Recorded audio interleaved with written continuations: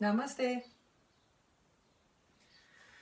Some of you have been contacted me to actually hear what my advice would be if they were not yoga nerds, so they were going out to try out yoga for the first time, and how they should find a good teacher.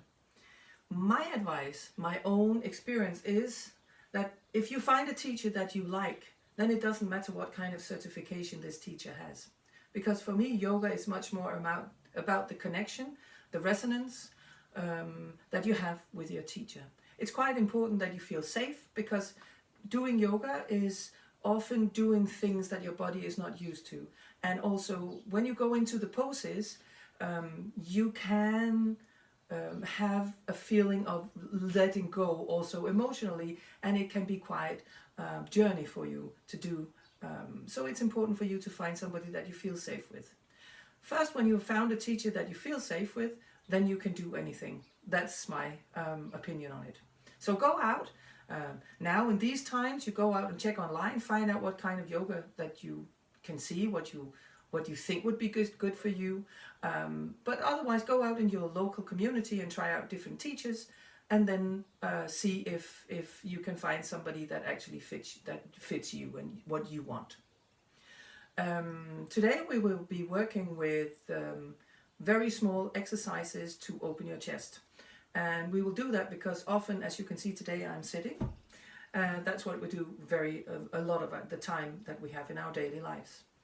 And just because we're sitting, our entire front of the body is very tight, and the muscles on the front of the body are strong and tight, and it's difficult to get to.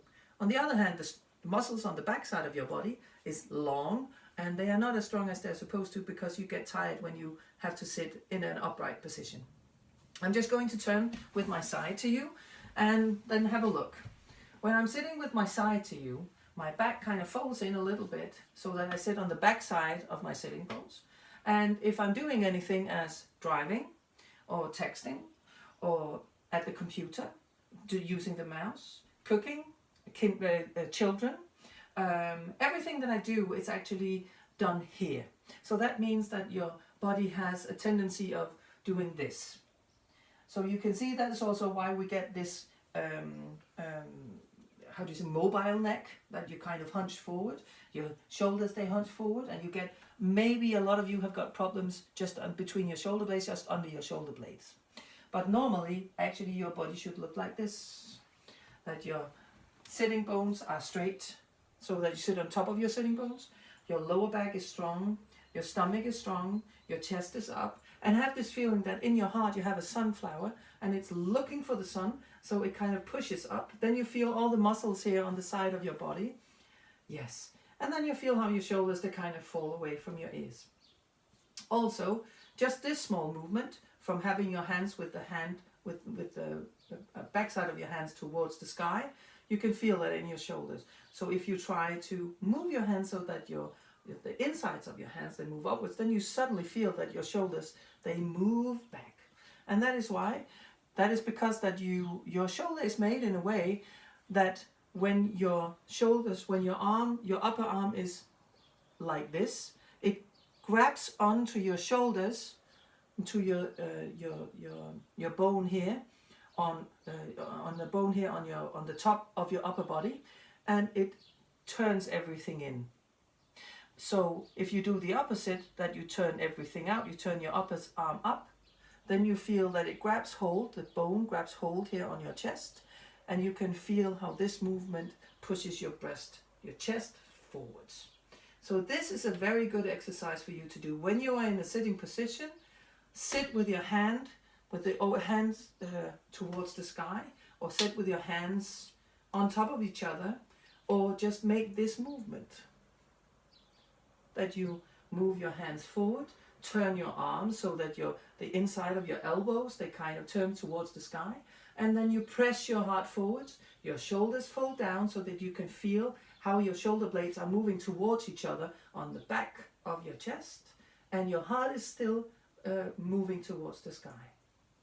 If you do that a couple of times, you've been sitting here for an hour, get up and stretch. If you've been driving a lot, get up and stretch. If you do that during the day, it's going to be a lot going to do a lot of good for you, because every time that you do something, you have to get the opposite movement so that your body can actually find the mid, its mid again. So that would be my suggestion. Just move a little bit here. Now I'm going to show you how you can do a sun salutation before getting out of bed in the morning.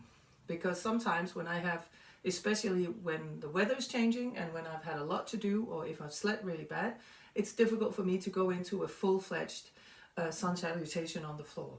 So I've made one that you can make on the floor, or on the bed instead, before you get out of bed. So I'm just going to lie down here. First I stretch up and I make my heels active, my hands are active, my fingers are wide away from each other, and then I make sure that my shoulder blades, I can feel them on the back side, and then I breathe in. My gaze goes upwards. On an out breath, I pull my knees to the chest. In breath again, in breath. And on the next out breath, I take my left leg. In breath, I push my knee towards my hands and my head goes back. I feel the length of my neck. And on an out breath again, I push again. Here I stay for a breath. In and out. Feel how everything is moving on the inside of your hip. In breath. Long. Active heels. Out breath. Both knees. In breath. Long. Out breath. Right knee. Always keep your heel away. In breath. Push away. Out breath. And then you stay for a breath in. Let your head go to the mattress. Out. And in breath.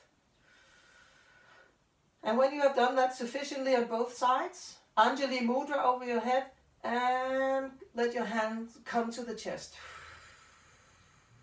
Here always keep your feet active so that you feel your entire body. Perfect. Good. And then talking about this opening of the chest, you say on an in-breath, you let your hands go forward and stay there, out-breath. Feel how your shoulder blades move toward the mattress. And the next in-breath, you let your hands fall to the side, press your chest forward, out-breath, stay there. In-breath, stay. And on an out-breath, you let your hands fold together on top of each other and just rest on your chest. Your feet find ease. Perfect. And then you find ease here for your Shavasana, for your meditation. You can also put the two of them together, so it will look like this. In-breath.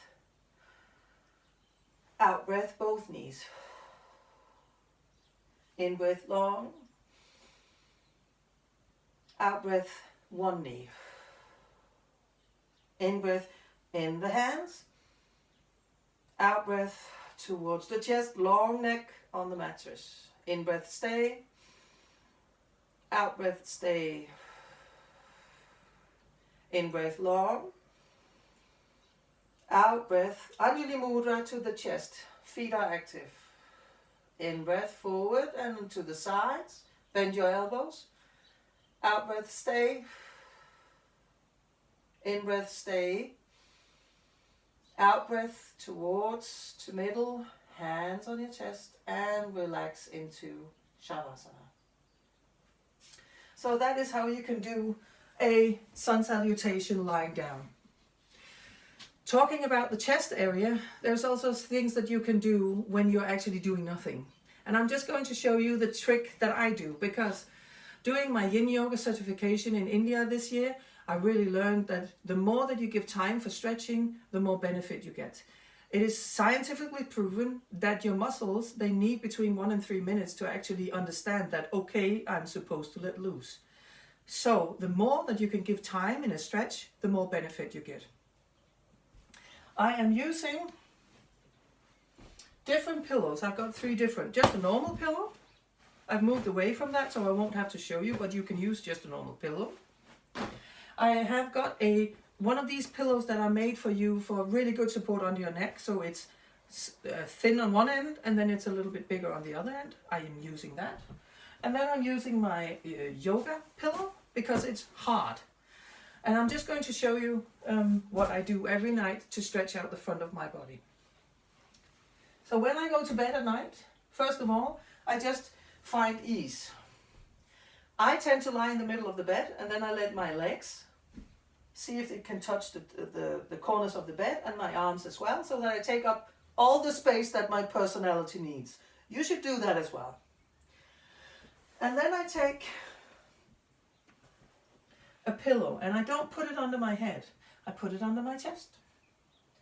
I take the thicker end and push it towards my butt side. And then I lie down. Here I let my shoulders fall into the mattress.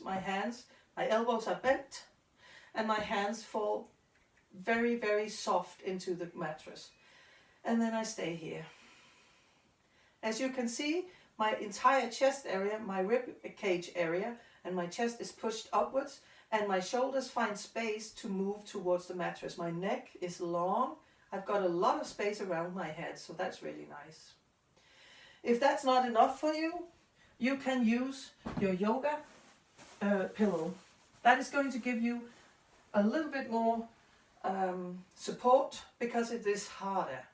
And then you see how far away that I can actually move my head and my shoulders, and I really feel the stretch. But move into it really with the care that you would when you're doing something that you haven't done before. Here you can see that I let my neck be long and then I stay here. I stay here so long that I'm almost falling asleep. My feet are floppy, they fall to each side. Maybe they are far away from each other. Maybe my hands are far away, but I make sure that my elbows are bent and the inside of my hands are showing upwards. And when I'm lying here usually it's about 10 minutes I'm lying here. And then I get really tired. And then I bend one knee and I then gently go over to one side, take my pillow away, and then I roll back. And then you can really feel the stretch of your upper body, and you can really feel the calmness in your neck, and you have got a lot of space to breathe. When you use a pillow